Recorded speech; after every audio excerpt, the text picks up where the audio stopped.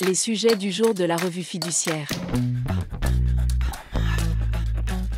Premier sujet de notre JT. Élection annulée, l'élu reste délégué syndical. Dans cette affaire, une salariée avait été élue titulaire au premier tour des élections d'un CSE d'établissement puis désignée comme délégué syndical dans le même périmètre.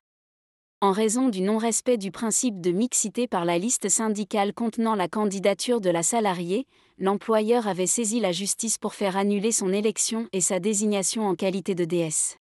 Les premiers juges ont suivi la demande de l'employeur, mais la Cour de cassation n'a pas été de cet avis. Elle rappelle que l'annulation de l'élection d'une salariée au CSE, du fait d'une violation des règles de mixité par la liste sur laquelle elle s'était présentée, ne remet pas en cause son score électoral personnel et donc sa désignation comme délégué syndical qui ne doit pas être remise en cause. Deuxième sujet de notre JT. Crédit d'impôt en faveur de la recherche collaborative. Un crédit d'impôt spécifique est accordé, sous certaines conditions, aux entreprises industrielles, commerciales ou agricoles qui financent les dépenses de recherche engagées par des organismes de recherche dans le cadre d'un contrat de collaboration conclu entre le 1er janvier 2022 et le 31 décembre 2025. À la suite d'une consultation publique, des précisions ont été apportées par l'administration fiscale sur les organismes de recherche concernés et les dépenses éligibles. Y est, notamment, indiqué que la définition des opérations de RD éligibles doivent satisfaire chacun des 5 critères suivants issus du manuel de Frascati. Comporter un élément de nouveauté. Comporter un élément de créativité. Comporter un élément d'incertitude. Être systématique. Être transférable et ou reproductible. Troisième sujet de notre JT. Pas d'âge limite pour entreprendre.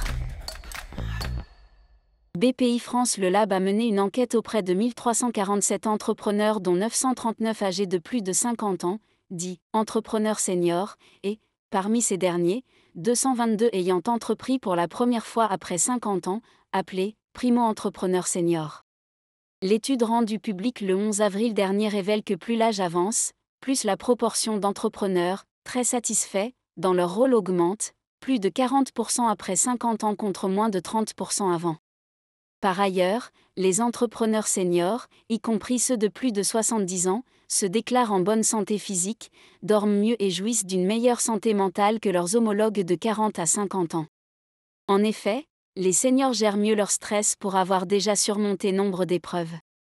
Sans compter que leurs enfants sont grands et qu'ils sont généralement propriétaires de leur logement. En revanche, 64% des plus de 50 ans et 68% des plus de 60 ans pensent que leur âge peut être un frein aux yeux des banques.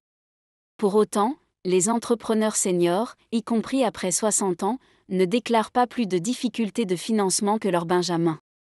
L'étude note toutefois un pivot autour de 60 ans, âge à partir duquel tout entrepreneur en quête d'un financement doit intégrer la question de la transmission à son projet, par exemple en prévoyant des associés plus jeunes. Autre enseignement de l'enquête, les femmes se lancent plus tard que les hommes dans l'entrepreneuriat.